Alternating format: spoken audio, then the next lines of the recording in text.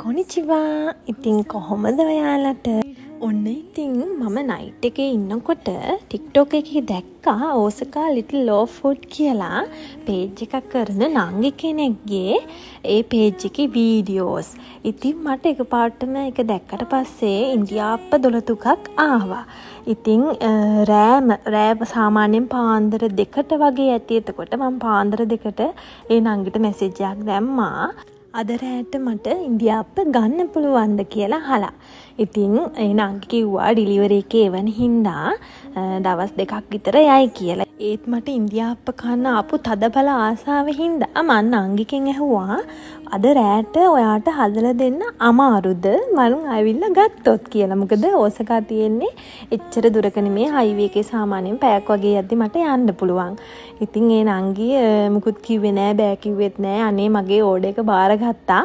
ඉතින් ඊට පස්සේ මම ඕසකා වලටම ගිහිල්ලා මගේ ඕඩර් එක ක්ලික් කරගෙන ආවා. එයා හරීම හංසියෙන් හදලා තිබ්බේ. මොකද එයාට වෙන වෙන ඕඩර්ස් තියෙද්දිත් මගේ මේ ඕඩර් එක හදිසියෙ බාරගත්තා මගේ තිබ්බ ආසාව හින්දාම. ඉතින් ඔන්න ඔහොමයි මම ගෙනල්ලා ගෙදර කෑවේ. ඇත්තටම හරිම රසයි. කෑම ටික ඉන්දියාප්ප ටිකත් හරිම රසයි. ඉතින් මගේ දොළ දුක නම් හරි ගියා. ඉතින් ඒකත් එක්ක මම රෝල්ස්ුයි මාළු පානුත් ඕඩර් කරගත්තා. ඒත් එක්කම වෙනම පොඩි පැක් එකකුත් මේ නංගි දාලා තිබ්බ මට. එයා හිතුවේ මම පබ්ලික් ට්‍රාන්ස්පෝර්ට් යූස් කරයි කියලා. ඒ හින්දා මෙන්න මේ තියෙන එක තමයි මට යන ගමන් කන්න කියලා. ඉතින් හරිම හොඳයි නංගි. ඉතින් හරි රසයි රෝල්ස් එහෙම හරිම රසයි. වැඩි ගාණක් වෙන්නේ නැහැ. හරිම ලාභයි.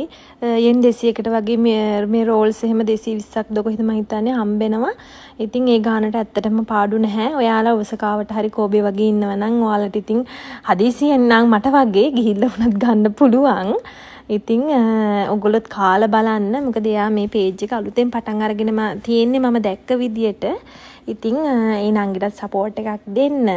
කෑම ටික හරිම රසයි. ඒ වගේම කොච්චි දාලා හදලා තිබ්බේ මේ පෝසම්බෝල එක ටිකක් සැරයි. මට නම් මම ඒත් එයාට කිව්වා මට සැර කමක් නැහැ සැරට දෙන්න කියලා. ඒ වුණාට ඉතින් කන්න ගත්තට පස්සේ ඇත්තටම හරිම රසයි.